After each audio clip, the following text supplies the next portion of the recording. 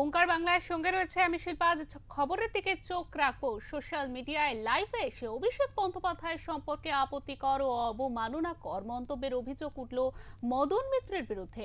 21শে জুলাইয়ের সভার আগে এ ধরনের মন্তব্যের অভিযোগ এনে মদন মিত্রকে 10 কোটি টাকার আইনি নোটিশ পাঠালেন তৃণমূল কংগ্রেসের সর্বভারতীয় সাধারণ সম্পাদক তথা সাংসদ অভিষেক বন্দ্যোপাধ্যায়। তার আইনজীবীর মাধ্যমে ইমেল ও স্পিড পোস্টে এই মানহানির নোটিশ পাঠানো হয়েছে।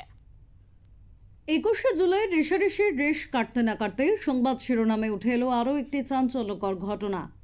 মদন মিত্রর আপত্তিকর ও অবমাননাকর মন্তব্যের অভিযোগ এনে তার বিরুদ্ধে আইনি নোটিশ পাঠালেন তৃণমূল কংগ্রেসের সর্বভারতীয় সাধারণ সম্পাদক তথা ডায়মন্ড হারবারের দলের সাংসদ অভিষেক বন্দ্যোপাধ্যায়। ওই নোটিশে বলা হয়েছে, গত 19শে জুলাই রাতে মদন মিত্র তার ফেসবুক পেজ থেকে একটি লাইভ করেন। ওই লাইভে এসে তিনি অভিষেক বন্দ্যোপাধ্যায়কে অপরাধী ও খুনি বলে বর্ণনা করেছেন। অভিষেকের বিরুদ্ধে তিনি টাকা দিয়ে চুক্তিভিত্তিক খুনি বা সুপারি কিলার দিয়ে মানুষ খুন করার অভিযোগ এনেছেন। এমনকি অভিষেকের মধ্যে অপরাধমূলক মানসিকতা কাজ করে বলেও মন্তব্য করেছেন মদন মিত্র। ওই নোটিশে বলা হয়েছে, এই ধরনের সম্পূর্ণ ভিত্তিহীন ও মন গড়া অভিযোগ তোলার ফলে অভিষেক বন্দ্যোপাধ্যায়ের দীর্ঘদিনের রাজনৈতিক ভাবমূর্তি ও মর্যাদাকে ব্যাপকভাবে ক্ষুণ্ণ করা হয়েছে। প্রায় 8 মিনিটের ওই লাইভের এক জায়গায় মদন মিত্রকে সরাসরি অভিষেক বন্দ্যোপাধ্যায়ের বিরুদ্ধে এই ধরনের মন্তব্য করতে দেখা গিয়েছে। মমতা ব্যানার্জি অভিষেক ব্যানার্জিকে আমি বলি যে আপনারা বলছেন যা বলুন, আপনাদের চমকানিতে সিপিএম চমকাবে, বিজেপি চমকাবে, মদন মিত্র চমকাবে না। অভিষেক, আপনি তো ক্রিমিনাল, আপনি তো মার্ডারার, আপনি তো পয়সা দিয়ে মার্ডার করেন, আপনি তো সুপারি দিয়ে মার্ডার করেন। You are having a criminal instinct. আপনি কি ভাবছেন? আরেকটা কথা বলি, কাল সকালে এই 21শে জুলাই সকালে কিন্তু আমাদের দুজনেরই মিছিল বেরোবে, একটা মমতা ব্যানার্জির, একটা শুভেন্দু অধিকারীর।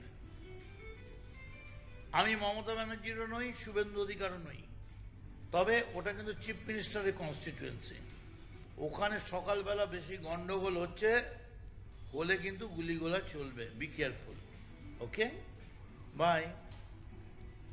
মদন মিত্রকে পাঠানো আইনি নোটিশে দাবি করা হয়েছে, এই ঘটনাটি কোনো আকস্মিক মন্তব্য নয়, বরং এর পিছনে অন্য কারো প্ররোচনা এবং সুপরিকল্পিত গভীর রাজনৈতিক চক্রান্ত রয়েছে।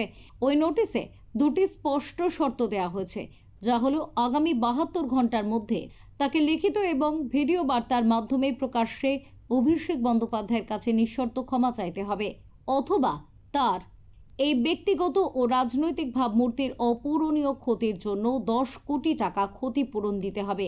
ওই নোটিশে আরও জানানো হয়েছে, এই 10 কোটি টাকা একটি ট্রাস্টে জমা করা হবে। সেই অর্থ দলত্যাগী বিধায়ক ও সাংসদদের বিরুদ্ধে আইনি প্রক্রিয়া চালাতে এবং বিরোধী দলের রাজনৈতিক হিংসার শিকার হওয়া ক্ষতিগ্রস্তদের পুনর্বাসনে ব্যবহার করা হবে। নির্ধারিত 72 ঘন্টার মধ্যে এই নির্দেশ মানা না হলে দেওয়ানি ও ফৌজদারি উভয় আদালতে কড়া আইনি পদক্ষেপ নেওয়া হবে বলে সতর্ক করা হয়েছে। ব্যুরো রিপোর্ট, ওঙ্কার বাংলা।